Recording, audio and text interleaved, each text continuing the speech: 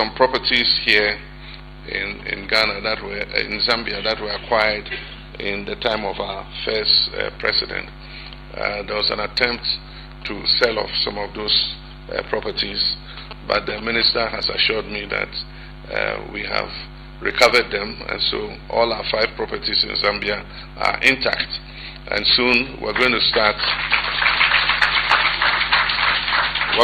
renovating our chanceries and everything. The Minister of Finance is working with the Ministry of Foreign Affairs to raise some money so that in places where we have lands, we haven't built on them yet, we'll build on them so that we secure the place. There are many places where we're given land in Nkrumah's time and we haven't built, and the host governments are threatening to take the lands back.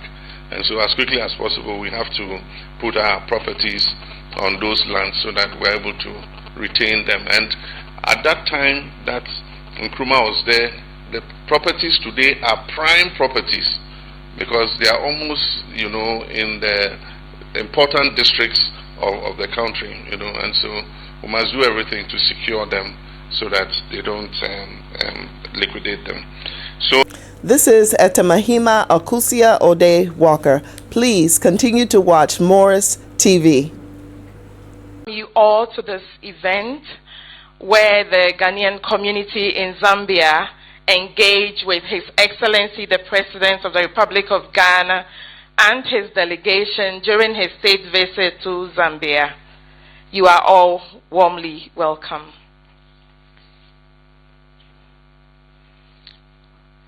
To begin, we would have the opening prayer by Pastor Grace Gato.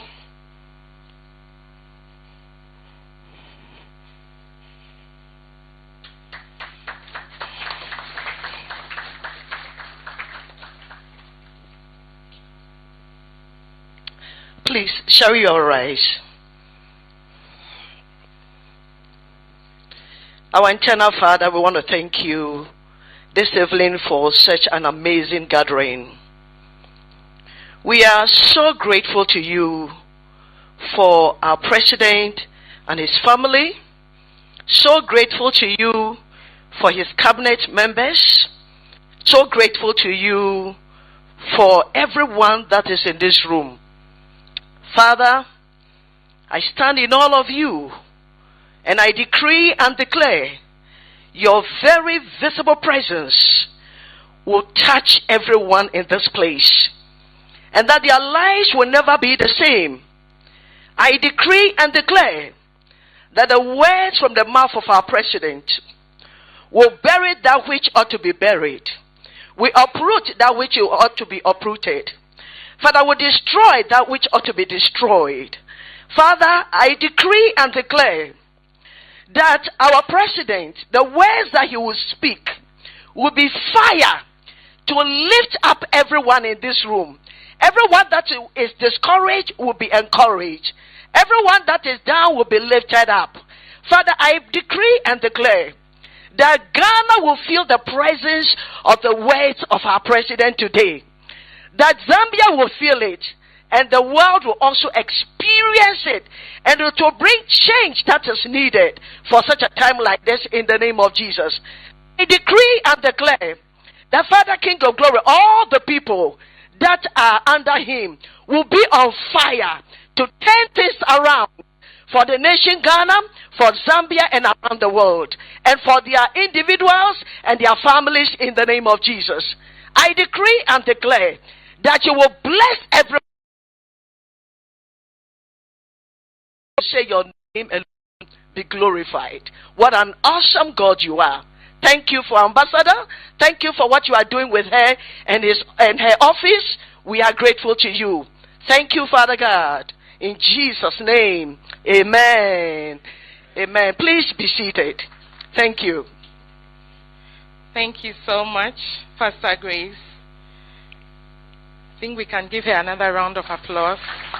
The fire alone, I believe, is firing us up for the evening. To continue, we would have welcome remarks by the head of mission, Her Excellency, Ms. Elizabeth Nyantichi. Shall we give her a round of applause to invite her?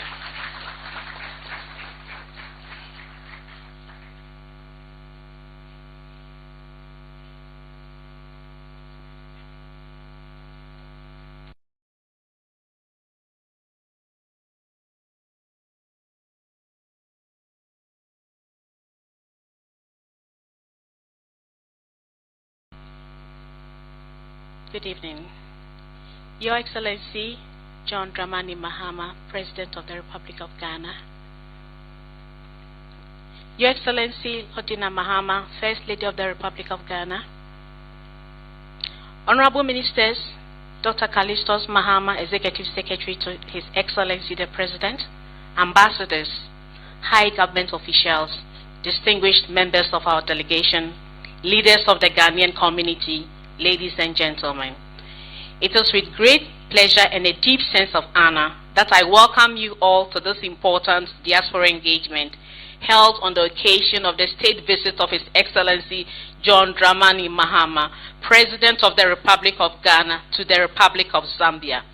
At the outset, permit me to express on behalf of the staff of the Ghana High Commission in Lusaka, the Ministry of Foreign Affairs, and the Ghanaian community, my sincere appreciation to His Excellency and his entourage for taking time off their busy schedule to engage with us today.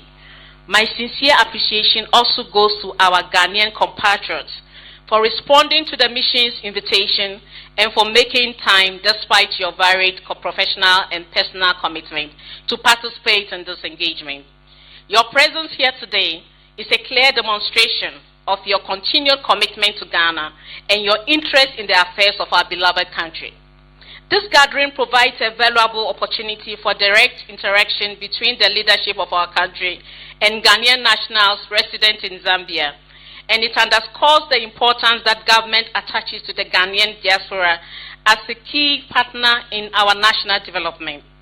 Your Excellency, the Ghanaian community in Zambia, though relatively small, is vibrant, hardworking, and well integrated into the Zambian society. Our nationals are engaged across diverse sectors, including trade, education, health, faith-based activities, and professional services. And they continue to contribute meaningfully to the socio-economic development of both Zambia and Ghana. This engagement offers an opportunity to listen to the concerns, aspirations, and suggestions of our compatriots. As a mission, we are mindful of some of the challenges faced by members of the community, including issues related to immigration and residency documentation, business registration and regulatory compliance, as well as access to consular services. I wish to assure you that the mission will continue to engage relevant Zambian authorities in a constructive manner to address these concerns and to safeguard the welfare of Ghanaian nationals residents in Zambia. Your Excellency, your decision to take time off your busy schedule during this state visit to engage with our compatriots reflects government commitment to diaspora engagement as an integral component of Ghana's foreign policy and development agenda. Under your leadership, government has reaffirmed the importance of the diaspora not only as ambassadors of Ghanaians abroad, but also as partners in economic transformation, investment promotion, skills transfer, and national development. In yielding the floor to the Minister of Foreign Affairs, Honorable Samuel Kudjeto Ablakwa, I wish to once again thank His Excellency the President and his entourage for making time to meet with our nationals in Zambia. I thank you for your attention.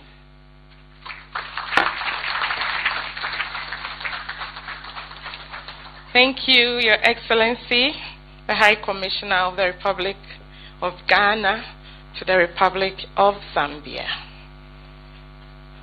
Continuing, we would now have a statement by the Chairman of the Ghanaian Community, Mr. William Aidu.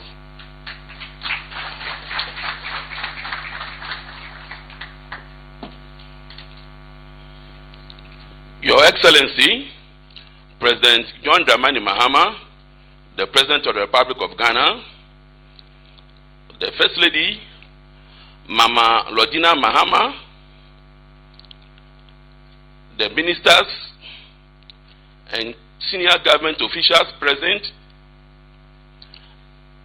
Her Excellency Ambassador Elizabeth Nyantechi, our High Commissioner here accredited to the Republic of Zambia, elders of the Ghanaian community, colleague Ghanaians in the diaspora, distinguished guests, ladies and gentlemen. It is with immense joy, pride, and a profound sense of rare honor and privilege that I stand here today on behalf of the Executive Committee of the Association of Ghanaians in Zambia, and indeed the entire Ghanaian community in Zambia, to welcome also our esteemed father to the land of the great and beautiful Zambezi, Zambia. Honorable Kwesin led a delegation from Ghana to Zambia for a sitting of the Ghana-Zambia Permanent Joint Commission. We extended our congratulations through him to you, sir, for the overwhelming support Ghanaians gave you and the National Democratic Congress in the 2024 general elections to bounce back as president and government respectively. Now that you are physically here with us in Zambia, kindly allow us, sir, to congratulate you in person. Mr. President, congratulations.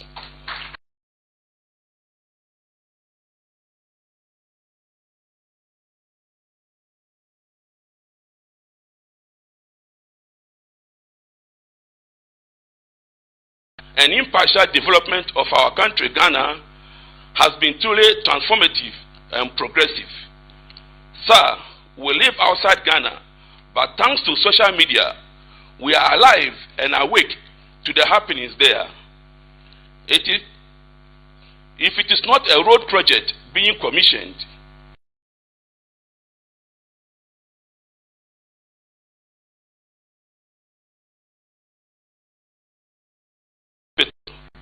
if it is not a hospital, it is an oil refinery. The ongoing projects in the span of 1 year are too numerous for me to enumerate or itemize. This feat, Mr. President, is unprecedented in the annals of Ghana since the advent of the Fourth Republic. We are deeply grateful for your vision of resetting Ghana. Your Excellency, you are not just a leader, but a leader extraordinaire. You are the chief architect of development and progress.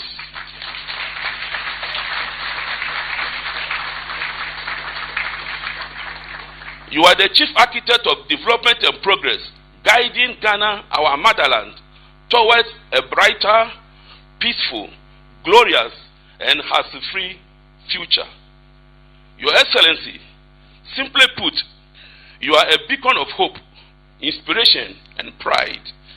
The niche that you have carved for Ghana has made the name Mahama become a household name, synonymous with good governance, economic growth, development, and good deeds, not only in West Africa, but Africa as a whole, Zambia inclusive.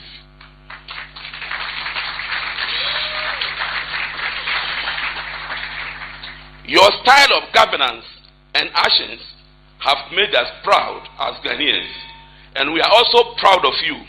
Hence, we walk in the streets of Zambia with our heads high, full of pride and beaming joy.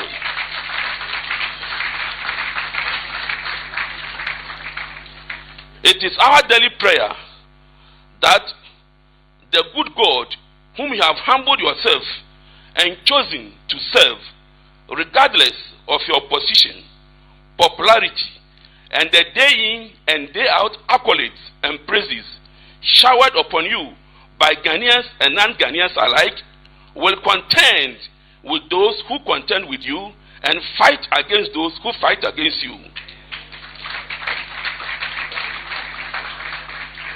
That he will expose and put to shame the detractors and enemies of progress who brought your ruin or downfall.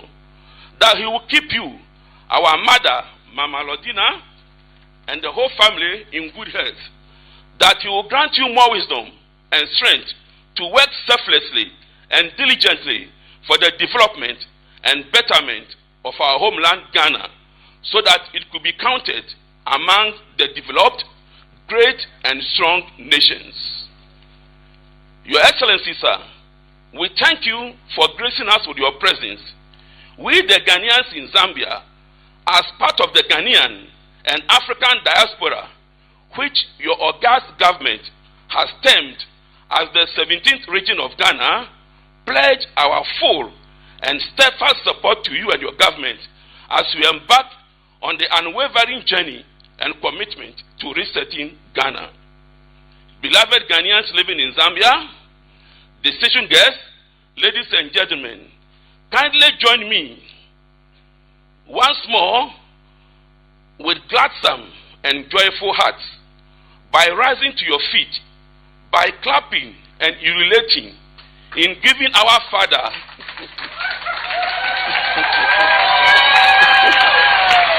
in giving our Father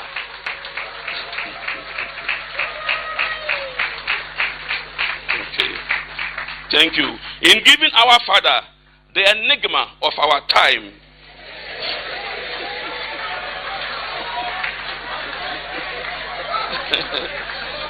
The awesome, the amazing, the soft-spoken but firm, the energetic, hard-working and handsome one.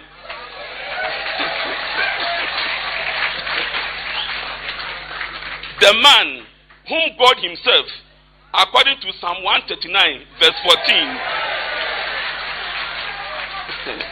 has fearfully, wonderfully, specially, beautifully, and artistically made for Ghanaians to inspire and espouse once again honesty, patriotism, selflessness, and self-reliance in our culture and political sphere. The trendsetter whom Facebookers, YouTubers, TikTokers, Instagrammers, WhatsAppers, and other social media players and content creators cannot go to sleep without mentioning his name and his good deeds. Our leader, our galvanizer, our hope, the man who has chased away gloom and brought back smiles on the faces of Ghanaians.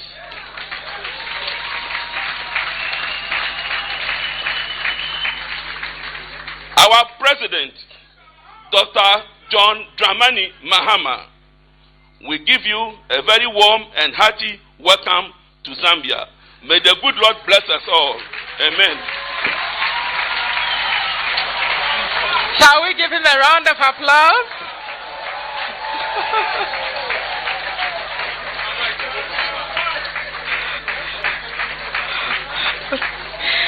I think Mr. Edu was a literature teacher or English teacher.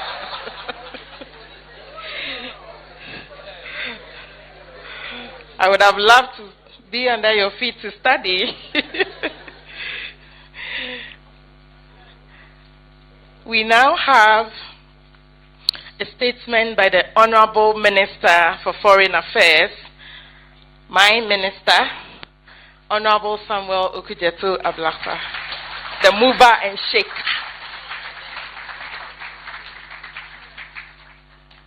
Thank you very much.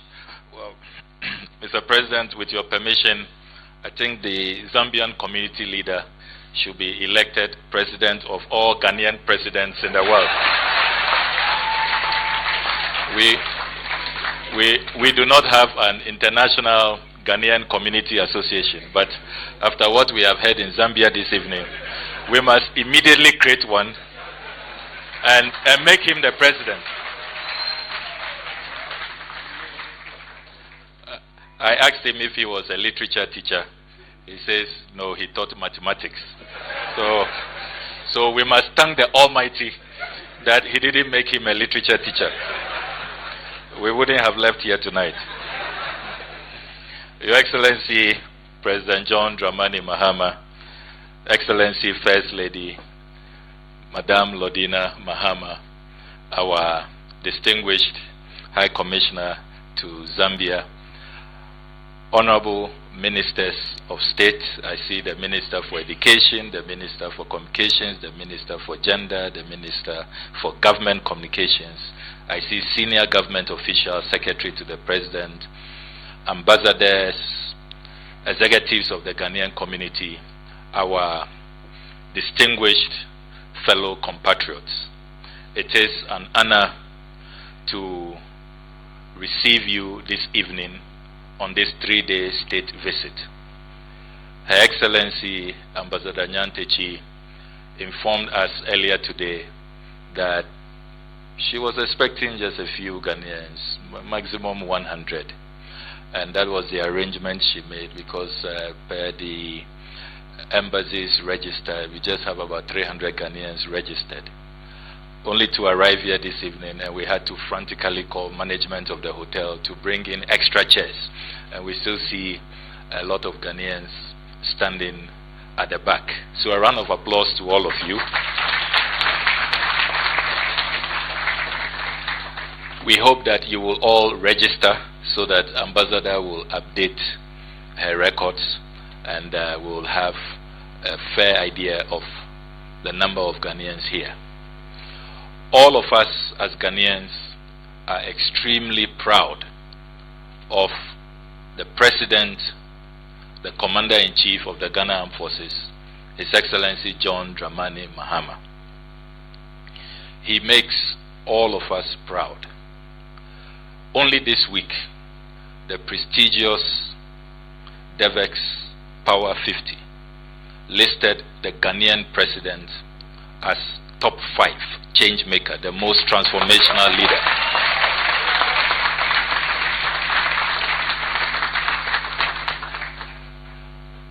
In a world of 8.3 billion people, to be selected, and this is a selection not just of political leaders, but leaders in all spheres. President Mahama has brought back dignity, he's brought back honor, he's brought back our renown, which we had lost some years ago.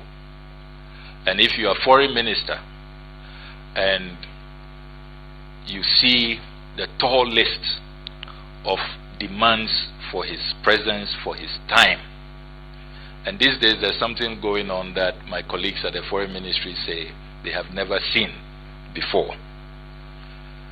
Presidents reach out to us that they want our president to be their special guest at their events. We tell them that, oh, the time in UAE, the ruler wanted him this week. And we said, no, he's already committed to Zambia. He has a state visit in Zambia from the 4th to the 6th. So this is your event, 3rd to 5th. We are sorry, we don't think that he can make it. Then they say, oh, don't worry, if it's about logistics, we are going to send a jet over. We will pick him up. He should just do the opening ceremony for us on the 3rd, and then we will bring him to Zambia at our cost, no cost to you. So if that's your worry, don't be worried. And it's not the first time. There was a similar challenge. The president had to be at the Farmers' Day. The ruler of Qatar reached out that he needs him for his Doha forum. He wants to hold talks with him. And we say, oh, your Royal Majesty, President has a very busy schedule. He has committed to the National Farmers' Day, and he's a farmer himself. He loves his farmers. We are even scared to tell him about this your invitation, because he will not leave his farmers in Ghana. So, when is the Farmers' Day? We give them the date. So don't worry. When he's done,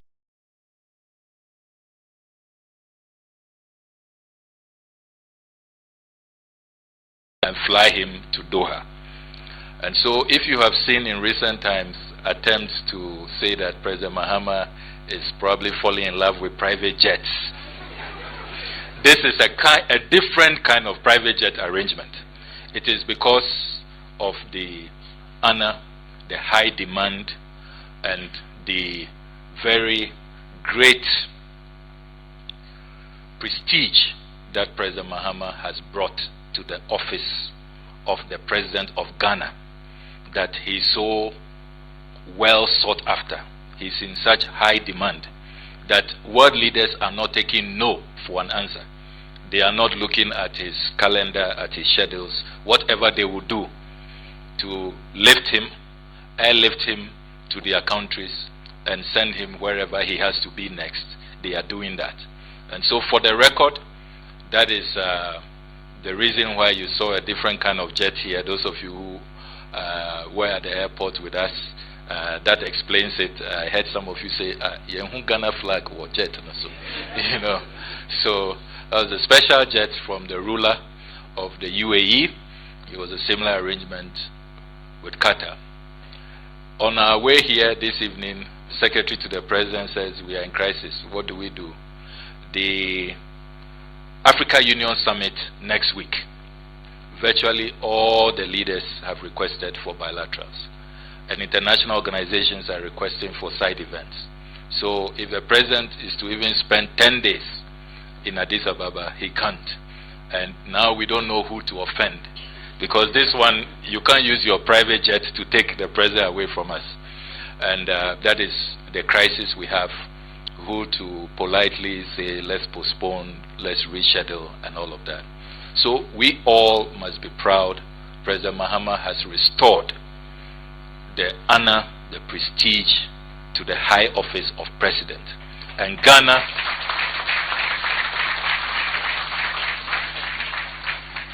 has taken its rightful place in the Community of Nations.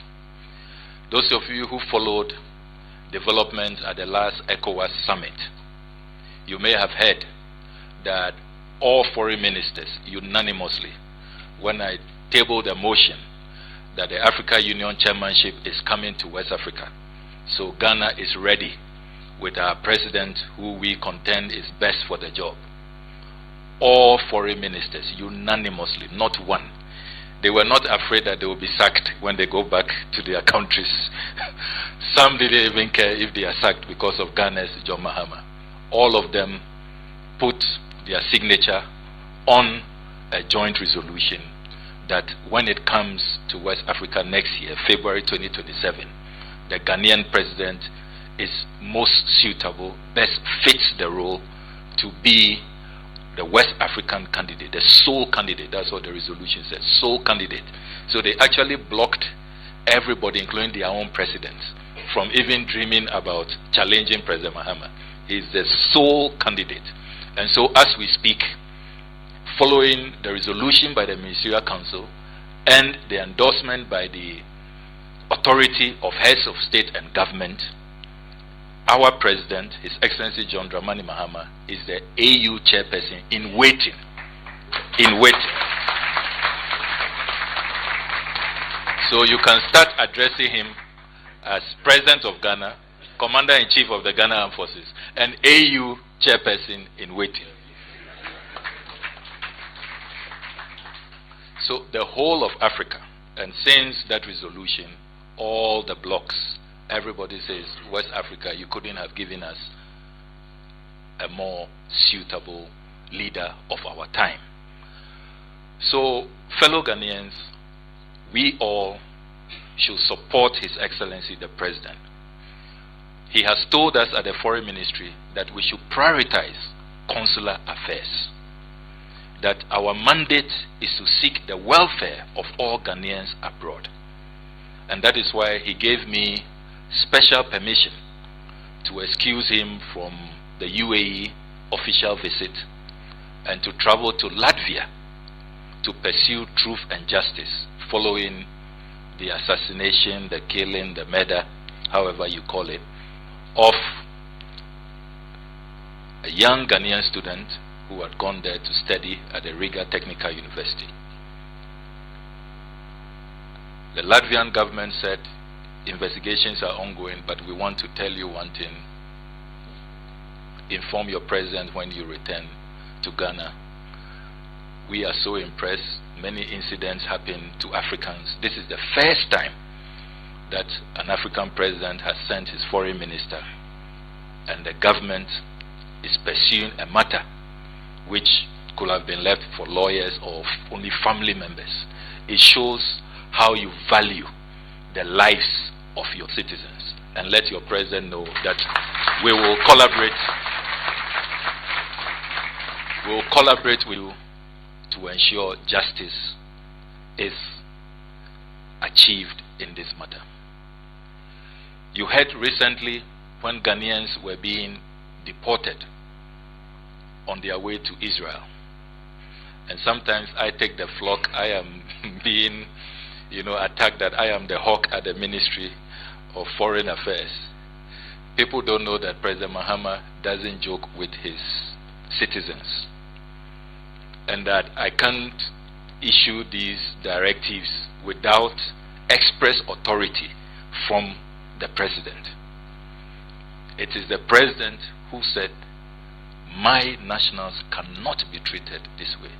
How dare you? You have issued visas, invited my citizens to a conference in your country, and you detained them over 4 hours, and you are deporting them.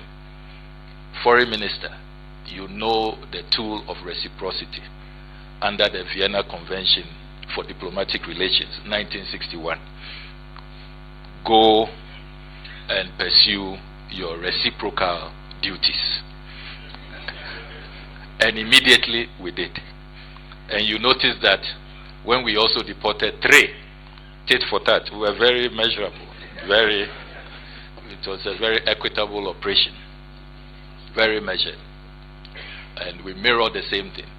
Immediately they reached out to him, called for a truce, and they said, we will go and sin no more. That is the president we have. He looks out for Ghanaians everywhere. He will not sit unconcerned for Ghanaians everywhere in the world to be manhandled, to be discriminated against, or to suffer injustice. Immediately, he calls us and he demands action to protect your interests. And that is why you will have observed that now consular matters are topmost. We have established student desks in all our missions to take care of the concerns of students, be proactive, not to allow them to be stranded and to be demonstrating before government comes to their aid. You will have observed that we are now more responsive. We have reviewed our policies on responsiveness. We have invested in new communication gadgets so that multiple calls can be received at the same time. Because we told our ambassadors, yes, you complain that, Ghanaian traditions, when they call, they have to greet everybody in the house and find out how you are doing. And so that's why when others are calling, they are not able to be reached. We said there's modern technology. We've invested in that, and I'm sure you can testify that our missions are now more responsive. We have also ensured that as a ministry, we are prioritizing your smooth mobility. And one of the major outcomes of this state visit, which you will hear President Mahama talk about, is that for the first time in the history of Ghana-Zambia relations, we are going to have a free visa between our two countries.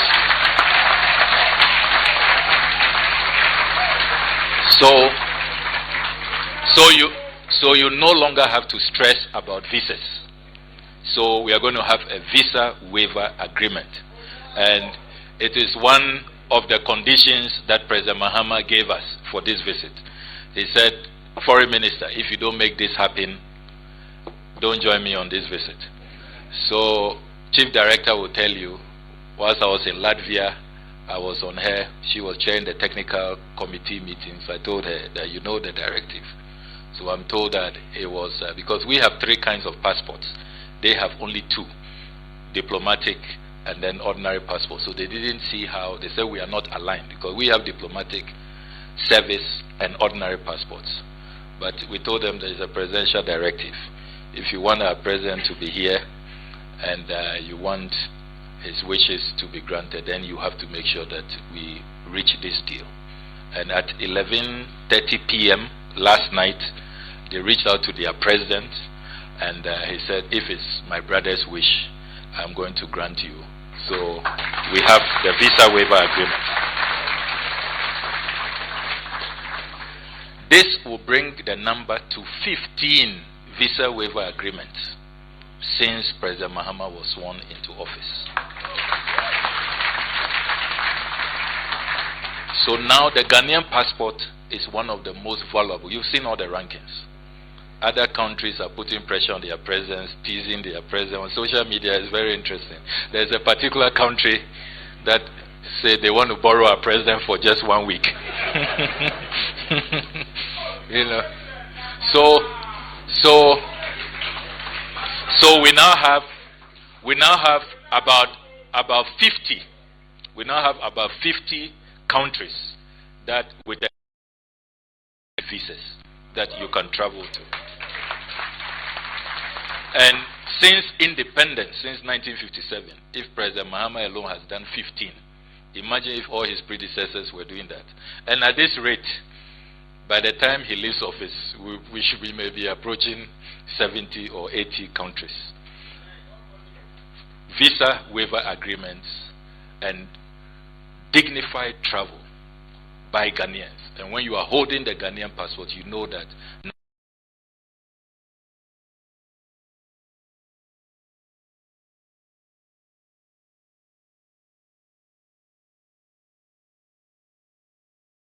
we have now moved from the outdated biometric passports. We now have chip embedded passports.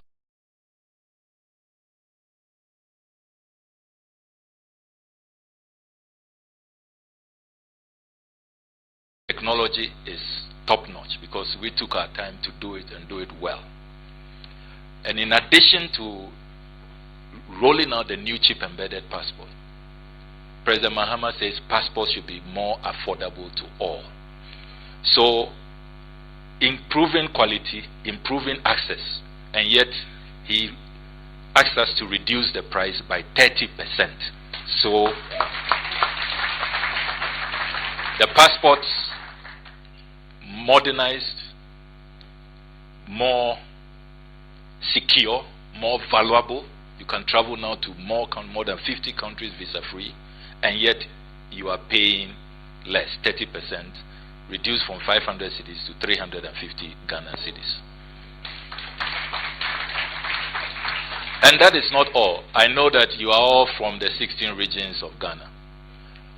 For the first time in our country's history, you can apply for passports wherever you come from, in all 16 regions in Ghana. Never happened in Ghana's history since 1957.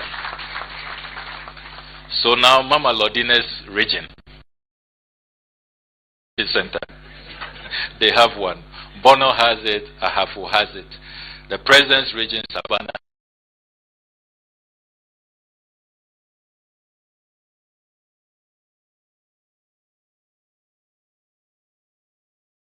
asked us to negotiate a lot of labor mobility agreements. So you are seeing that these days we are having our teachers, our nurses go to other countries. It is because President Mahama wants Ghanaians to enjoy the benefits of development. So all of us should support President Mahama. Let's pray for him. Let's continue to live high in Ghana. Since we came, we haven't heard of any incident. You are the typical good Ghanaian, no brushes with the law.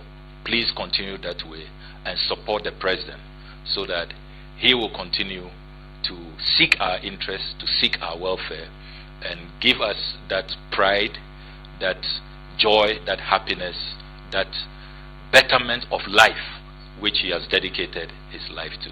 So we thank the president very much for making time to be with us at this Ghanaian community meeting. Anytime he travels, he says that I want to meet my Ghanaians. Another round of applause for him. No matter how tired he is, he just arrived from UAE, but he said he must meet Ghanaians before his early morning schedules tomorrow. So, Mr. President, we thank you very much, and we are so grateful to you for the inspiration and for the vision. And you make me walk around as foreign minister with a very big head. My big head is always bigger because of President Mahama. Thank you very much. God bless you all. Thank you. Shall we give him a round of applause?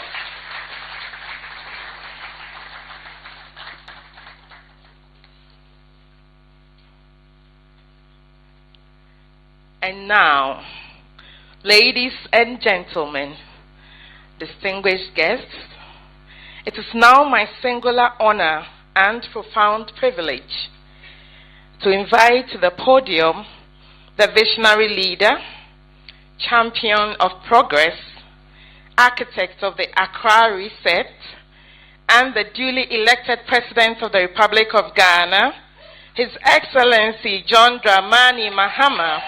Your Excellency, the entire gathering rises in warm welcome. Akwaba, please grace us with your voice and inspire us with your words. Thank you. Thank you.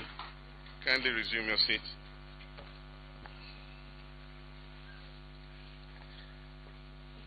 Thank you very much. Let me acknowledge the chair of the Ghanaian community in Zambia and all of you distinguished Ghanaians resident here. And then also acknowledge our ambassador, our High Commissioner actually, and her hard-working embassy staff, our ministers of state and senior government officials who have accompanied me here. And of course, most importantly, to acknowledge the wife of the President of Ghana.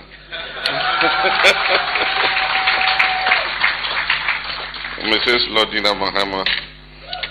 I want to thank you for the warm welcome, especially for the welcome party that met us at the airport. Your enthusiasm was very infectious. And my arrival was being telecast live, and so your families back home saw you at the airport waving and cheering, and so I've got a few comments, about Ghanaians at the airport and how enthusiastic you were when we arrived here. I want to thank President Hichilema for this invitation to come on a state visit. We all know the historic relations that exist between Ghana and Zambia. Ghana was the liberation headquarters for freedom from colonialism on our continent. And after Ghana gained independence, of course, you remember the famous words of our first president, when he said our independence was meaningless unless it was linked up with the total liberation of the African continent. And he not only said it in words, he lived it in reality, because Ghana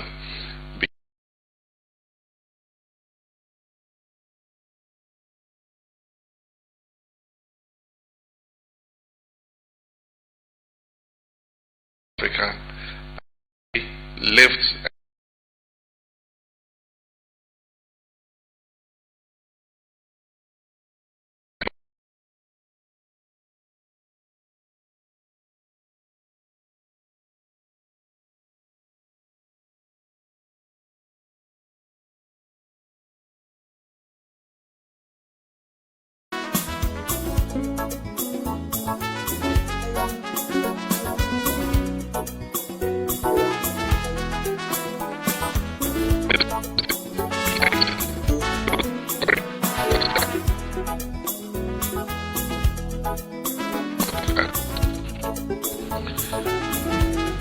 There's been a tradition where we meet our citizens anytime we go on a visit to another country.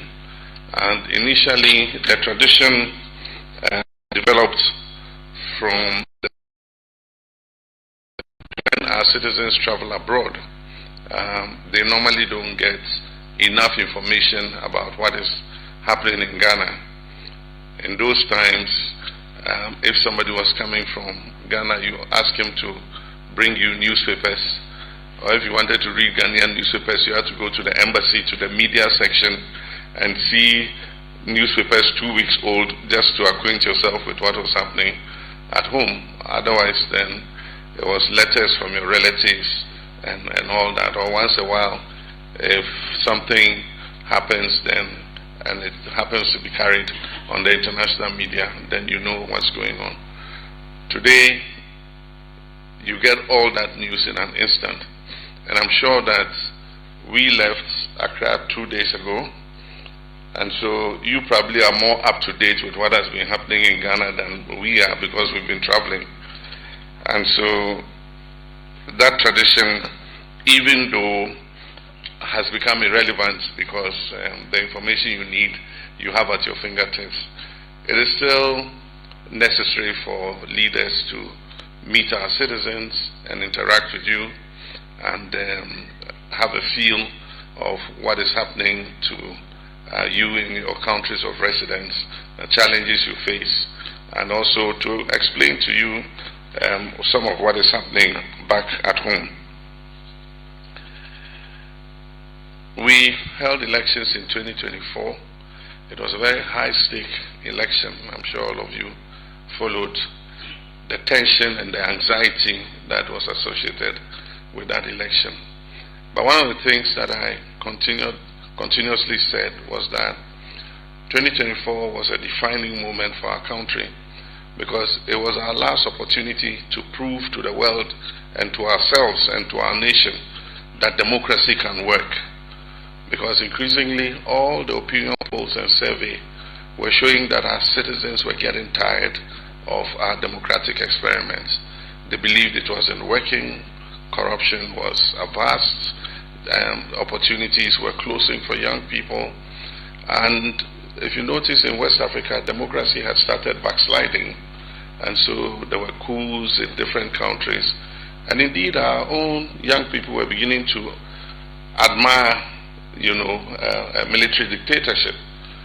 And so I said that this election was a make or break, and whoever won it had to take drastic action to ensure that we restore faith in our democracy.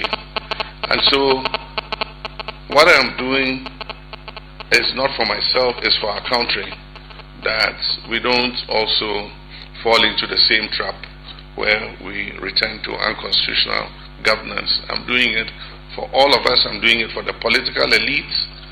And so there are some severe decisions that one has to take, not because I enjoy taking them, but to reignite the trust of our people in our democracy. This has been an onerous responsibility, and I'm thankful to the people of Ghana for the overwhelming support that were given. Indeed, it's been unprecedented in the history of the Fourth Republic that any administration has been given a 2/3 majority in Parliament. And some people have asked me if I'm not a supreme leader.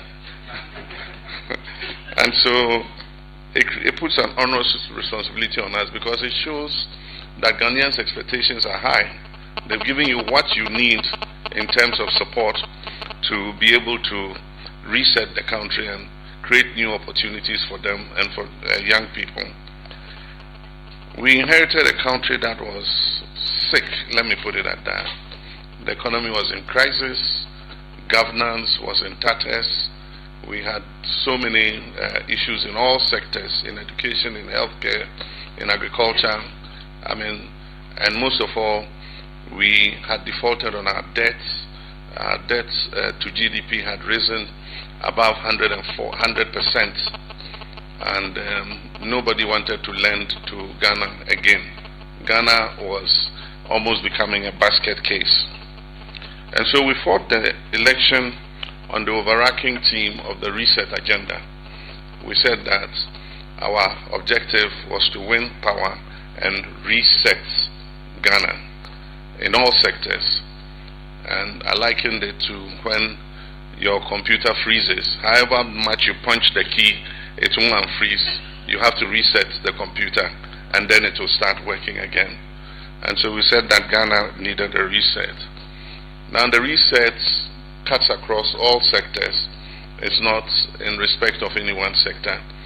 It has to do with governance and looking at our constitution again, and that's how come we promised that under governance we're going to set up a constitution review committee to review our constitution and make necessary amendments in order to make it a living constitution that can serve us for another 30 to 50 years. And so I ignited that process as soon as I came into office, and the committee finished its work, presented its report, we are just at the point of announcing the Constitution Review Implementation Committee that will start the process of implementing the Constitution. The other side under governance on the reset agenda was accountability. That is the fight against corruption. People who hold public trust must be accountable to the people. And a time was coming when there was such impunity in government. It was like people just went into politics and government to enrich themselves. And so every week, every fortnight, there was a major scandal. And that was part of the reason for the loss of trust in the political elite. And so it was necessary to come and bring that to order. And first of all, to look at people who had abused the public trust and hold them accountable. But at the same time, send a signal to our own people that if you cross the line like they have, you will also find yourself in the same position. We'll have to deal with you. I'll not be happy about it, but I mean, it demands that if you also abuse public trust, the law is the law. It must work and hold you to account. And then there was also the part to do with the economy. We had lost macroeconomic stability completely. We're in an IMF program. All the IMF indicators by the time we took office were off track, because the government had done its best to a certain point, and just before the election there was a $360 million that was supposed to be paid, and so they had met all the triggers, and as soon as the $360 million was paid, that's it. They didn't take any action. All the agreements with IMF, you have to do this, you have to do this. So we came in January and the program was completely off track. And so we had to call an emergency meeting and got our finance team and everybody to start working to try to put on the program back on track before the IMF review mission in April. And so from January to April, that is what we were busy doing. There were some agreements that the government had entered into with IMF. We're going to pass this law, we're going to do this, we're going to do that, we're going to review electricity tariffs, we're going to do this. And so we had to look at all those things and take all those tough decisions in the early days, you know, before April. Happily, when the mission came and did the review, we had managed to bring the program back on track.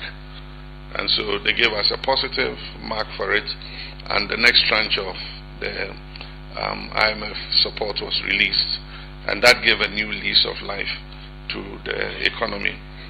But we have made quite some good progress with the economy. I'll talk more about that. But under the reset agenda, another plank was agriculture for economic transformation, supporting farmers to produce more so that we could make food more affordable. And so we've launched several programs. Some of them are the ones you know, the Nkrumah program, where we give a family, a household, 50 chickens. These are not day-old chicks. These are about 4-week-old. They call them pullets. And we give them pullets because in the early time, when you give them day-old chicks, if they don't look after them properly, they are sensitive, they can lose them. So we make sure that we look after them till they're about 4 weeks. When they are grown and robust, then we give to them. And all they need to do is to look after them for another 6 weeks. And we give them the food to feed the chickens for 6 weeks. And by 6 weeks, they've reached the weight where they are ready for the market. And so within 6 weeks, you sell 50 and you make your money. And you can register and take another 50, so that it brings an income into the household. But aside from the Nkrumah, there are other aspects, the vegetable program, and that has seen an increase in vegetables. There's also the promotion of commercial agriculture, that has seen an increase in grain production, maize, soya bean, and so many things. Indeed, we have to consider protecting our farmers now, because the prices have dropped so steeply that the farmers are beginning to complain that they are not able to recoup what they put into producing the food. We also have under the reset agenda another pillar, called the Big Push, and that is the Big Push for infrastructural development. The majority of the money for the Big Push is going into the road network because the road network had deteriorated so badly, and something needed to be done about it. And what pushes a country's progress and in transformation is the possession of good roads to be able to move people and goods very quickly across the country. It is what catalyzes the growth of countries and their economies. And so there's no doubt that a big chunk of the Big Push money had to go into roads. But some of it is going into education, is going into agriculture. We're setting up the first 11 farmer service centers where we're going to bring tractors, combine harvesters, threshers, plows, harrows, trailers, everything. And we're going to put them in the food growing areas. And so the farmers can go there and seek the services of these equipment in order that they can expand their agriculture. We also have the Accelerated Export Development Program, which I chair personally, the council that is responsible for this. I am the chair, and we meet once every quarter to look at the export numbers and see how we're doing in terms of improved exports. But of course, the most important and critical task was the economy. Happily, we had a good team at the Bank of Ghana, led by the governor, and we also had a good team at the Ministry of Finance, led by the Honorable Ato Forsen. And for the first time, I've been president before, and when I say for the first time, I've seen the best working relationship between the bank and the Ministry of Finance.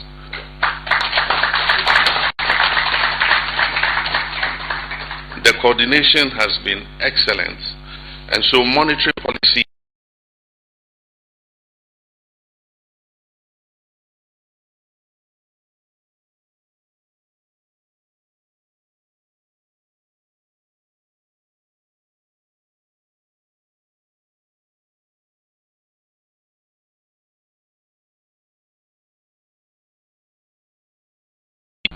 go back, and that will be a replacement of what you normally would call the economic management team.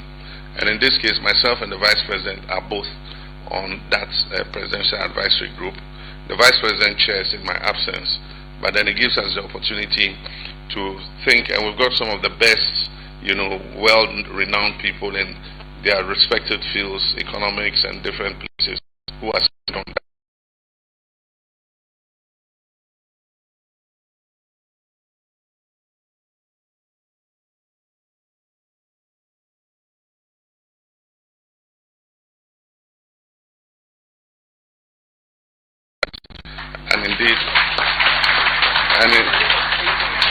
And indeed, when we were just getting off the plane, the news broke that it had fallen further to 3.8%.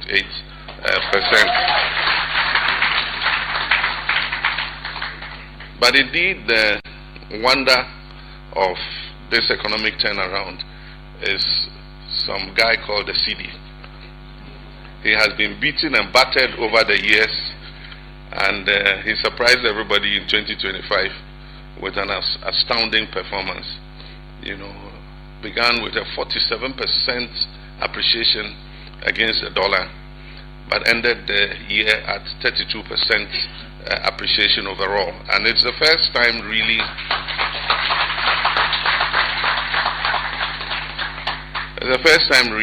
the CD, since it was redenominated, has appreciated in value that time.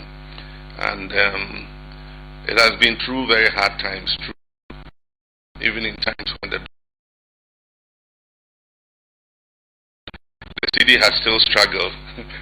This time we didn't lock the dollar, but the CD itself has punched the dollar and subdued it, and it's created an improved situation in the economy. The economy is more stable, it's more predictable, available to investors and to manufacturers and producers, and so it's created a conducive environment for investment. The foreign direct investment figures are not yet out, but in 2024, I think that it was 700 million. Preliminary information I have is that by the time they finish calculating for 2025, we'll be pushing almost 2 billion in foreign direct investments. And that's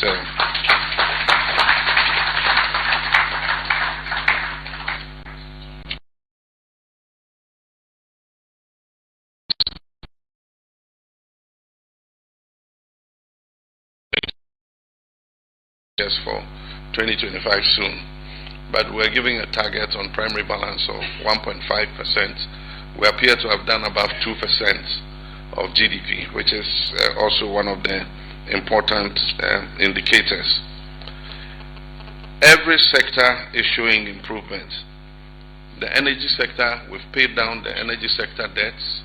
We've paid for the gas that we've been consuming for electricity. The independent power producers who were owed so much money, we've paid them, and we've given them a payment plan to clear all the arrears. And so the energy sector is more stable now, and so power, people's lights are not going off. Indeed, I see funny videos where people ask ECG to put off the lights a bit because their meat is frozen and all that. And so it's the energy sector is going quite well. There's also ECG. I was a very sick man. ECG has recovered, and collections that were as low as 1.2 billion or 1 billion a month have risen to 1.9 billion and still rising. Miracles continue to happen. Tema Oil Refinery, which was comatose for so many years, 7 years, has kicked up and has started refining crude oil in Ghana again. Several of the state-owned enterprises. The good thing is when Tema Oil Refinery is working, it allows us to get petroleum products at a lower cost. That is what is contributing partly to the reduced cost of petroleum. Because when they bring the crude oil and they process it, we get more volumes, and we don't buy at spot price on the international market. And so they are ramping up. They are not at full production yet, but once they do, it will inure to the benefit of our country. Of course, the price of crude oil has dipped, and that is partly contributing for the better prices that we're getting. And then also the CD appreciation has also contributed to that. State-owned enterprises are turning around and making profits instead of losses. We are asking all of them. There are many state-owned enterprises who for 7 to 8 years have never produced an annual report. Meanwhile, it's obligatory for them to do it. This year I said, woe betide any chief executive of a state-owned enterprise who by the end of April, which is the target date, has not done your audit and presented your annual report. I won't say what will happen, but and so we've seen also improved economic activity. Business is booming, and one sign of booming economic activity is travel congestion. And so more people are using their cars because first people couldn't buy fuel. They would not drive unnecessarily. But now that fuel is more affordable, people are using their cars more and going to places they wouldn't have gone before. And then apart from that, once business is booming, people want to go around and be able to chase opportunities and all that. And so we need to see how to expand the road network, find alternative routes and all that in order that we ease the congestion. I have my little brother Haruna Idrisu here, who's been anchoring the education space, and he's handled, first he did the National Education Review exercise, which gave us what the challenges in the education sector were, and he has been responsible for implementing those solutions. And one major headache was the free SHS. we did not have dedicated funding for the free SHS. So most of the time, a term will end, a semester will end, and the money for the schools has not been released. And so the quality of the food was poor and affected teaching and learning in the schools. Happily, working with the Minister of Finance, they fixed that.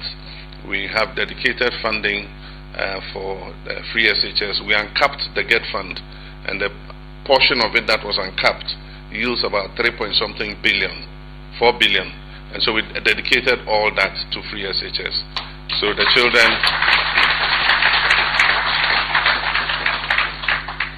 children are getting better food. I don't hear many complaints about quality of food again. We are expanding infrastructure in the schools so that we can take in more children. We're improving. We have 3 categories of SHS. We have category A, category B, and category C. Everybody wants his child to go to a category A school. If not, then a category B. And normally nobody wants the category C. And so we are going to start investing from this year to improve the category C schools to category B, and improve the category B schools to category A, so that children can get a fair opportunity to be able to learn. And so that is also improving things. The basic school level has been neglected. The previous government focused just on SHS because it was their flagship program, free SHS. So you go to many schools and they had no textbooks, no school furniture. Children were sitting on the floor and learning. This year, we're going to provide 2 million pieces of school furniture. We want by 2028. One by 2028 that no Ghanaian pupil will sit on the floor or lie on his stomach to write or to study in school. And so, I mean, I can't talk about every sector, but in healthcare, we have the Ghana Medical Trust Fund, otherwise called Mahama Cares, which is supposed to cater for non-communicable diseases. These are kidney disease, liver disease, cancers, strokes, cardiothoracic sicknesses and all that. These are very expensive to diagnose and treat. And most often when a member of the family comes down with a non-communicable disease, the family spends a lot of money to try to diagnose and treat the person. The drugs are expensive, diabetes and all that. And so government decided that we'll lend a helping hand to Ghanaians who are suffering those diseases. But we must make a change in our lifestyles. These are mainly lifestyle diseases. They didn't exist before. Our fathers didn't have cancers and diabetes and all that. But because we are sedentary, we don't walk, we don't farm the way our fathers used to do. Wherever we go, we sit in cars and all that. And so because there's no physical activity, if you continue to eat the bankus and the big fufus and things, obesity and all that comes with high blood pressure and diabetes and all that. And so while trying to support those living with non-communicable diseases, we must start a strong education campaign to teach Ghanaians how to live well so that they can avoid these diseases and live a longer life. There's also the primary health care that we're going to start this year. The primary health care is going to guarantee access to health care for everybody at the CHIPS compound level, the health center level, up to the district hospital level. If you're a Ghanaian, you have your Ghana card, you don't need to pay an NHIS premium. You go, you show your Ghana card, you're entitled to free treatment. And so that will revolutionize. But the part I like about it is the community volunteers. In every community, there's going to be a community volunteer. He'll be equipped with basic equipment, or either the community pharmacy would have it, where they can just prick your finger and see if your blood sugar is normal, and then they can check your blood pressure to make sure that you don't have hypertension. And if you have, we're going to supply them with generic drugs that are cheap, and so you can buy those generic drugs and be able to you'll be giving them free. Actually, you get those drugs to be able to treat yourself. They'll do every 6 months. You must go do a breast check to avoid breast cancer. We'll do pap smears to make sure that women are not suffering from cervical cancer.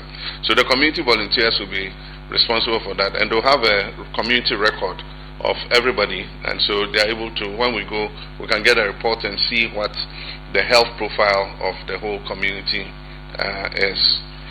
But all in all, we have a great team. I couldn't have done this alone. I have a team of young, ambitious, hardworking ministers and government officials supporting me, and they bought into the vision that I have, and so we're working together as a team. I'm not doing this alone. My ministers are up to the task. They are very energetic. I call them at odd hours of the night. My ministers here, Sam George Haruna, my Minister of Government Communications, I call him at 2 a.m. and Finance Minister, as for him, I am always, if I could do, I'll move and live in his house, because the number of times I call him and summon him to my house. But they are a great team, and everybody is working very hard, and that is what is producing those results. And I'm sure that in 2026 they're going to work even harder. But just to conclude, I want to thank you, the members of the diaspora. A lot of time we focus on the remittances that you bring home. Those are not the most important things. There are other things that you do, like bringing skills back home after you've lived outside and worked for some time. You bring new skills that we didn't have. You get enlightened about new ways of doing things, and so you're able to bring back those new ideas home. And then aside from that, some of you, after you're finished, you come back as entrepreneurs. And so today, when you go, some of the foreign direct investment that comes in is not from foreigners, it's also from Ghanaians who are relocating back to Ghana to set up a business, and it provides employment for our young people. And so that's a good thing. But aside from that, you are ambassadors of Ghana in whichever countries you are. And any country I go to and I ask about my citizens, they say, oh, Ghanaians are the best behaved, very well behaved.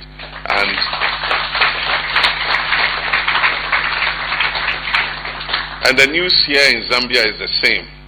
They say Ghanaians don't go get into trouble, and they are all very well behaved. And so I want to thank you for that. Tomorrow is the key day. We'll visit the burial grounds to pay our respect to the past president. But the main business will be the bilaterals that we're going to have with President Hakainde and his team. And as the foreign minister said, we're going to sign 8 memorandums of understanding.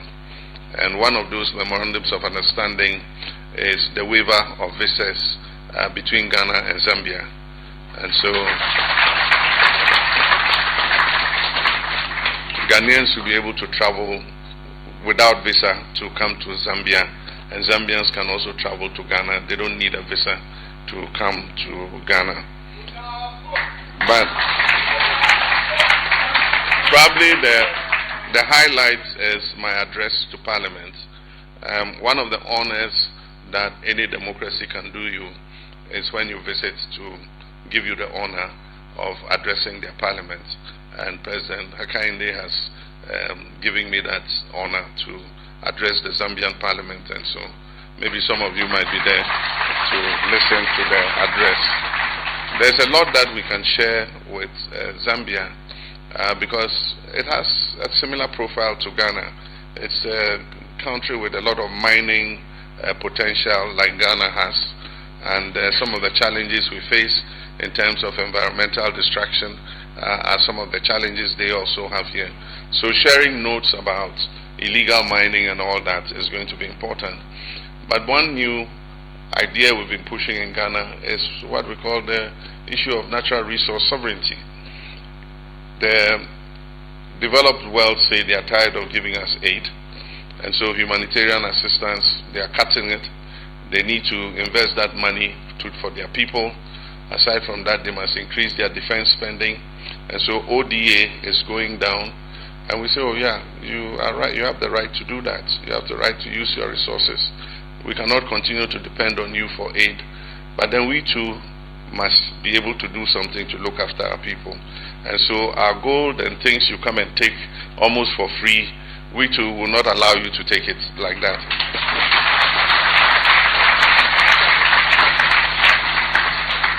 And so one of the first things we did, I mean, our most abundant mineral wealth is gold. And then after that you have manganese and bauxite and all of it. And so when we came, it was virtually a free-for-all. The small-scale mining sector was producing 63 tons of gold per year, 63 tons. And out of the 63 tons, the money that was repatriated in dollars back to Ghana was accounted for by 40 tons. And so it meant that the forex generated by 23 tons never ever came back to our country.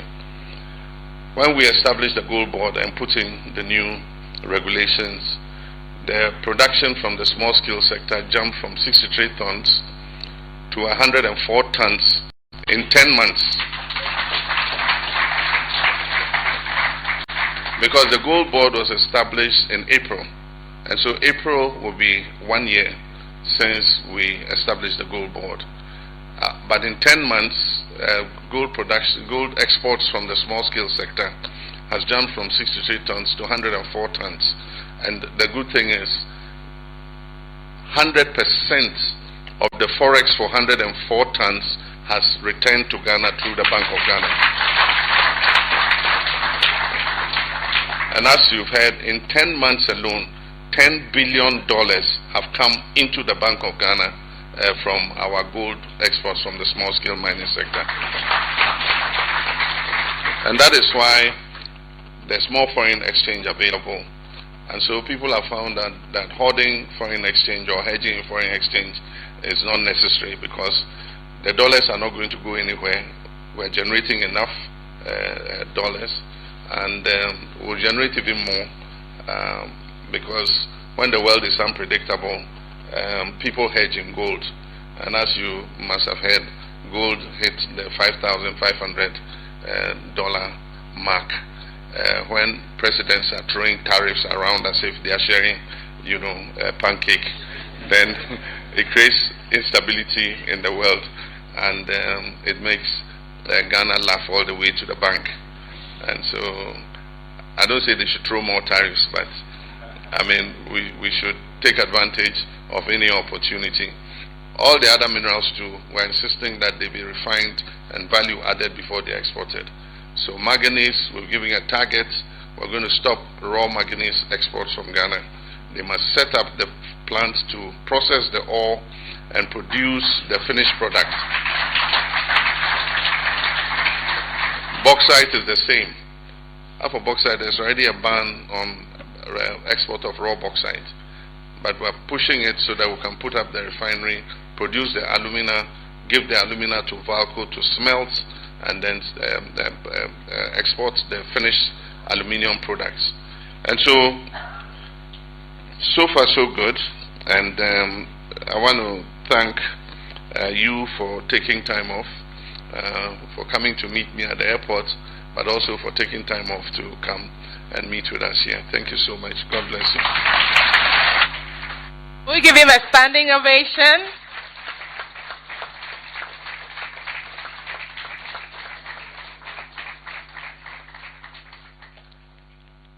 Shall we please take our seats? Mr. President, thank you for your great insights into Ghana's economy.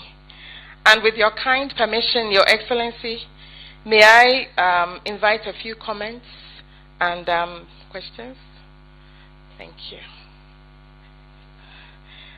In view of the limited time and the fact that the President has an early appointment tomorrow, I would crave your kind indulgence to please be brief and straightforward in your interactions.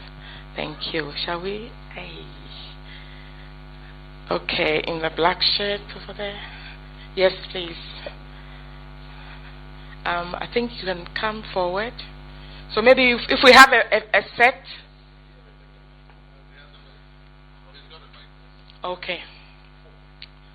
Yes, please, Mr. Queno. Thank you, Ms. Monica. Your Excellency, welcome to Zambia.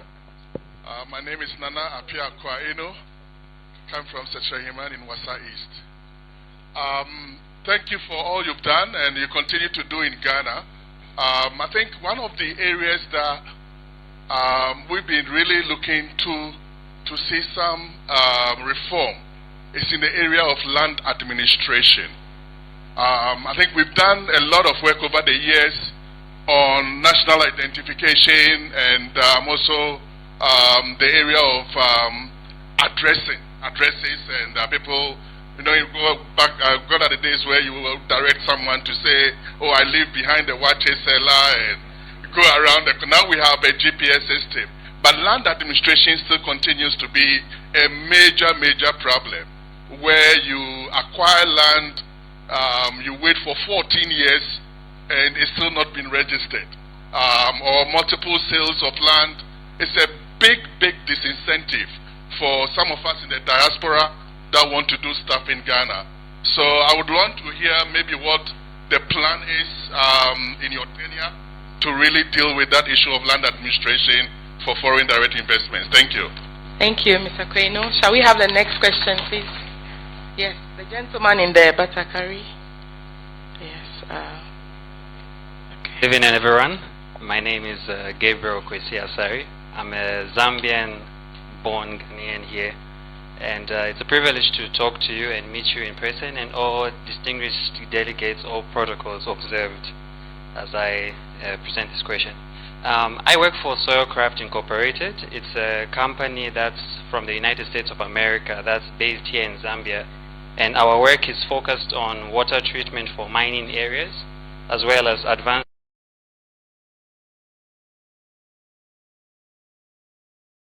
So our advanced agronomy work helps small scale to large scale. We're talking about major cooperative agricultural production so that we can improve food security as well as improving efficiency in quality of irrigation. So my question for you was, how does the scope look like for bilateral cooperation for Zambian companies like Soilcraft, and then also trying to integrate that with the existing entities that are already in Ghana, so that we can create this synergy? Because you've already enlightened me on what's happening in Ghana, and it's something that my company is looking forward to try and embark on. Thank you so much. Thank you. Great question. Mrs. Koka? Yes. Reverend. All protocols observed. My name is a Rabbi Lombe, married to a Ghanaian. My question is, when are we going to see the airlines come from? Because I think it was addressed in the last meeting by Her Excellency before she left that we're going to have a direct flight. As you know, flying in Africa is very expensive, and we look forward to very fair pricing when we fly from here to Ghana. Thank you very much. Thank you, Mama Rabbi.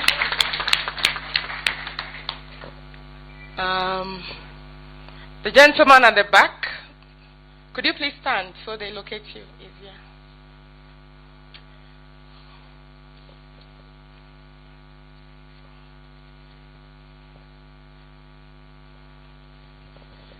Thank you. All protocols observed. Thank you very much for visiting us here in Zambia. And I see myself. Mr. President, you remind me of my Prime Minister in Barbados, Mia Motley. You have the same vision, fight, determination, and will to change with a vision that we need of African Caribbean leaders. So my time in Ghana I spent in your space. I met Samira, and I was at a few events around your space, but we didn't actually meet. But it's good to see you here. I'm very pleased to see you. My question is, while I was in Ghana, we had a situation of lots of calamity, as we call it. And I've since worked with a company to develop an area where we can actually change the whole process and deal with calamity, so we can actually treat the earth and treat the water and allow that earth then to be used again for crops, for growing what we need to grow, whether it's cocoa, coconuts, or purely agriculture.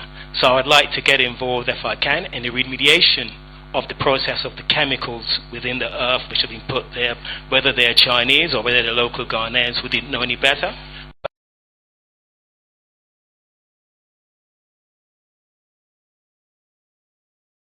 The land. Thank you. Great comment there. The next question. Yes. The lady in the brown. And that will be the last. Yes. Good evening, Thank Mr. you. President, fellow Ghanaians. Indeed, it's a privilege to see our president here. First of all, thank you so much for your wonderful presentation. My name is Gloria Adeji, HR Consultancy for Risk HR Zambia. Mr. President, I'm amazed about the support on the chronic sickness in terms of palliative care. I will plead with you, if there can be a support for families that families are faced with this palliative care when it comes to those cancers, because it's difficult in managing. So if there can be education and training and voluntary participation, it will help. Thank you so much. Thank you. Thank you. Thank you very much. At this juncture, I would like to find out if some of our ministers would like to make brief interventions. Okay. Thank you. Okay.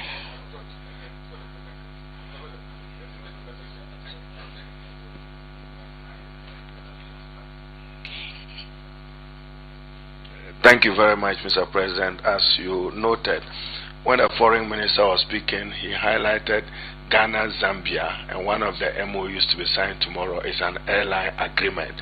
So that is to sit in tandem with your thinking that there will be an airline. 2 weeks ago, the Minister for Transport, the Honorable President Mahama, appointed, was in Tanzania to facilitate Air Tanzania entering Ghana. And he announced that by the end of this year, you see Ghana in the skies. President Mahama will support him to achieve that. I'm sure Mr. President will take up the last one. But Mr. President, last 2 weeks, asked his Minister for Lands to brief him on the state of land administration in Ghana for him to take consequential action on matters that affected investment in lands and to end those matters. The Honorable Bua, through his Deputy Honorable Yusuf, gave Mr. President extensive discussion on it, the overall land situation in Ghana. President Mahama's commitment is to preserve and protect public lands. The days of grabbing public lands is over and will not happen under his watch as president. He gave the minister that assurance. We've taken note of it. There is a new land administration thing that is being developed between the Ministry of Communication and Lands. Maybe Sam George will take it. So to assure you that you have progressive, transformative President Mahama who is resetting Ghana, be assured that he means well. He assumed office acutely aware of the challenges of the economy, and one of your major concerns is justice. The wheels of justice run slowly, but it will grant to a necessary process. So be aware. Thank you, Mr. President. Thank you very much, Your Excellency. I think that I'll just throw a bit more light on the land reforms that are underway. Relative to the NDC's manifesto, the Reset Agenda manifesto, If you read under the land section, we promised that we were going to digitize the land registry department. And so the Minister for Lands and Natural Resources has written on the back of the first cabinet AI retreat, cabinet level AI retreat that was held on the African continent, was under the instructions of President Mahama, where the entire cabinet was sent out for 3 days to do case studies on what we could deploy AI in each sector. On the back of that, the Lands Ministry has asked for the Ministry of Communication, Digital Technology and Innovation, where I serve the President, to start the processes with the Lands Commission to use blockchain technology to begin the registration of land assets. Now, anybody who is familiar with blockchain technology knows that once we verify and authenticate the ownership of the land and place it in the ledger, it is locked, it is immutable, it's unchangeable. Not even, respectfully, Mr. President, can change the ownership. So then, once we start that process and authenticate ownership of land and lock it in that blockchain ledger, it then means that when you buy your land, or you're going to buy your land, and you go to the Lands Commission and they give you the ownership of that land, you know that that land is yours. So when you work here and you want to come back home and buy land, you know that this is the real owner, this is the real family, this is the real stool that owns the land. You buy the land, your title is preserved in that ledger as well. And the issue of double and triple sales of land will come to an end. So that's part of the research agenda. Thank you very much, Mr. President. Thank you, Mr. President. Would you like to intervene? Thank you.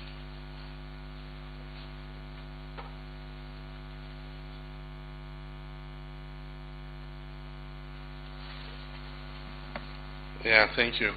And as part of the business forum, the Minister of Communications, Digital Technology and Innovation is leading a 12-member fintech group from Ghana to interact with their Zambian counterparts. These are fintech groups across the whole fintech space, agric and all the other specialities. And so for those of you who will be there, it will be a very interesting session to attend. But like you said, we're introducing blockchain technology to ensure that we digitize the records of the land registry. The issue with land administration, one is the registering of title and processing of land documents, and that's what we are dealing with as government. But there's also the other side, where land belonging to families and chiefs, are double sold to people. And a lot of the time, people who go to buy lands don't even go back to the Lands Commission to make a search to find out whether the person selling the land to them is the real owner or not. And so they pay the money to somebody, and then the real owner pops up and says, but that land doesn't belong to this. Or sometimes it's a family selling it, and one person goes and sells it. You pay the money to him, and then another pops up and says, oh, this one, he was brought as a slave. His great-grandfather was a slave. He's not part of our family. He had no right to sell it. It's just such a mess. But if we educate Ghanaians that anybody who wants to sell a land to you, ask for a copy of the document. Once we've digitized the records, you go to the lands registry, they will look at it, they will have the record of the land from where it has passed to who, and who owns it currently. And then when you're dealing with that person, you know that legally you are dealing with the right person. With regards to public lands, we set up a committee, they presented their report, and we've cancelled several leases that had not been processed yet. These were public lands that were just distributed and looted. I mean, people just carved up and bought for cheap. I mean, lands, there are people who buy a land, government land at 150,000 cedis and turn around and sell that same plot of land for $2 million.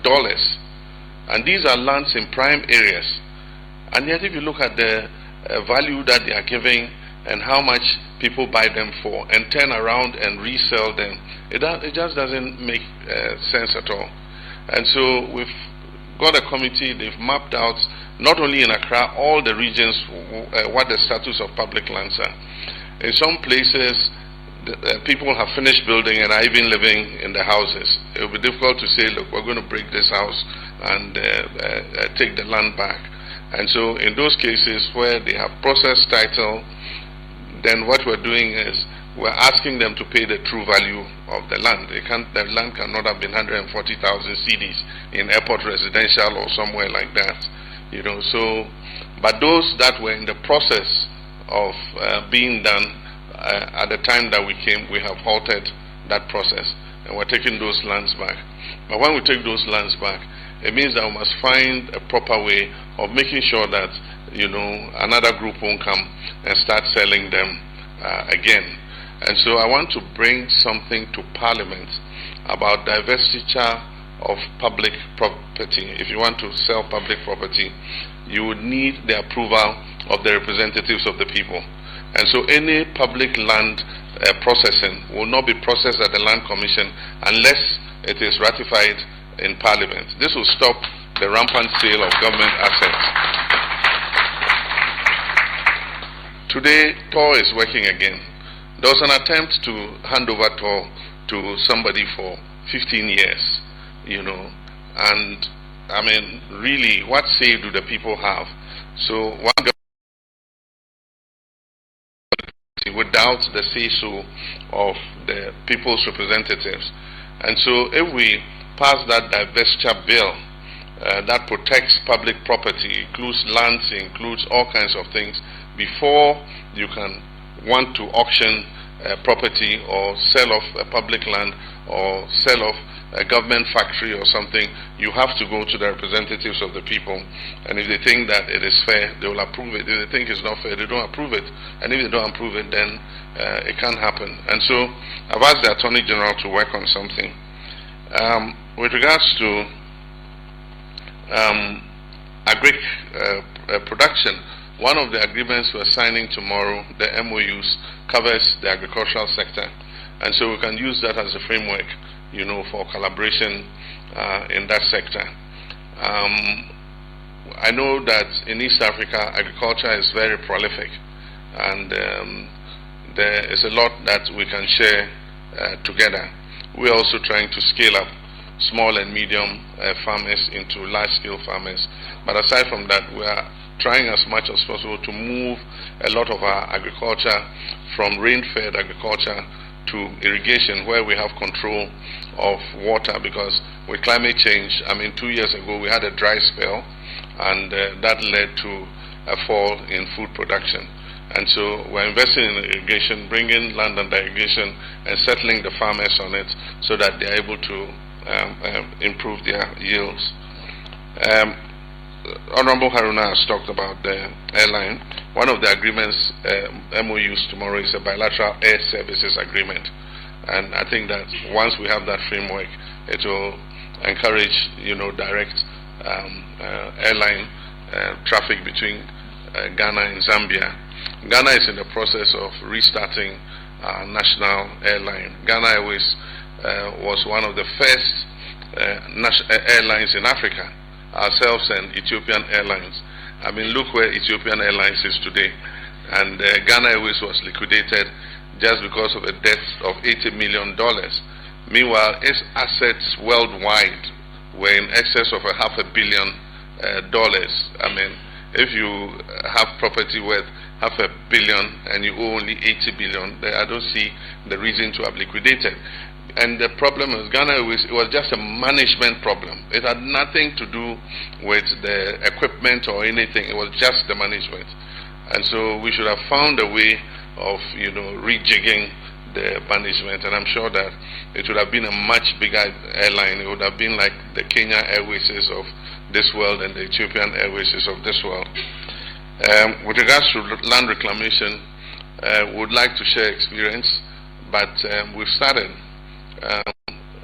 The EPA has signed its first contract for reclamation, and that is for 1,000 hectares of mined out land. It's a pilot, and what they're doing is they are cleaning the water, they are solutions for water treatment to take out the toxins, and so they're cleaning the water, pumping the water out after it has been cleaned, and then they're leveling the ground, and then there are particular plants that you plant on that soil, and they eat up the toxins in the soil. And so you plant those ones for some years, they eat up the toxins, and you can come and clear them and then plant oil palm or cocoa or anything on it. So we started the first 1,000 hectares, and if it proves to be successful, we're going to scale it up to cover. We estimate that there's about 10,000 hectares so far that immediately is in need of reclamation. And so we're starting the first 1,000, and then we'll go on to reclaim the rest of the lands. We are succeeding gradually in the fight against illegal mining. It's been a tough battle. We seized the Shamfam machines, we destroyed them, we burned them, we seized the excavators and all that, and especially for those in forest reserves and those on water bodies. And so gradually we're beginning to see some of the water bodies that were very polluted and had discolored, water. They are beginning to clear. We're seeing clear water, coming, flowing through them again. It's not a fight we're going to relent on. We'll keep fighting until we win the battle. With regards to the non-communicable diseases, yes, we're going to support the families with diagnosis and care. We realize that the first thing is to diagnose and find out that the person has this disease before you go to treatment. And one of the things we noticed was that depending on which part of the country you were, if you had a non-communicable disease, you would die. And so, for instance, kidney failure, if you live in some parts of the country, there's no kidney dialysis machine. And so you either have to travel from that part of the country to either Kumasi or Accra or some of the other places that have it. And can you imagine the transport cost before the dialysis cost? And so one of the first things we're doing is to make sure that we spread the diagnosis equipment across the country. And so Mahama Care is going to spend part of this year. They have a budget of 2.1 billion cedis. They're going to spend part of that budget investing in dialysis machines, in CT scan machines, in MRIs, in all the other machines that you need to be able to diagnose non-communicable diseases. And they're going to equip the hospitals in parts of the country that do not have that equipment.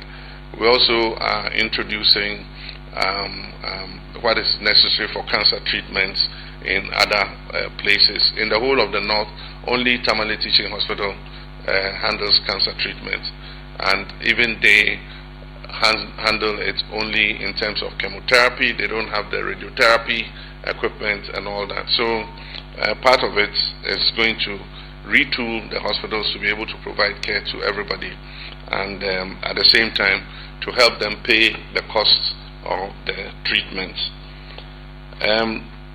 We have some properties here in Ghana that were in Zambia that were acquired in the time of our first president. There was an attempt to sell off some of those properties, but the minister has assured me that we have recovered them, and so all our 5 properties in Zambia are intact. And soon we're going to start renovating our chanceries and everything. The Minister of Finance is working with the Ministry of Foreign Affairs to raise some money so that in places where we have lands, we haven't built on them yet, we'll build on them so that we secure the place. There are many places where we're given land in Nkrumah's time and we haven't built, and the host governments are threatening to take the lands back. And so as quickly as possible, we have to put our properties on those lands so that we're able to retain them. And at that time that Nkrumah was there, the properties today are prime properties because they are almost, in the important districts of the country, and so we must do everything to secure them so that they don't liquidate them. So I think that's all. Thank you very much, and God bless you. Shall we rise and give our President a standing ovation again? It's a proud moment to be a Ghanaian. Thanks for watching. Please like, subscribe, and click on the bell for more updates.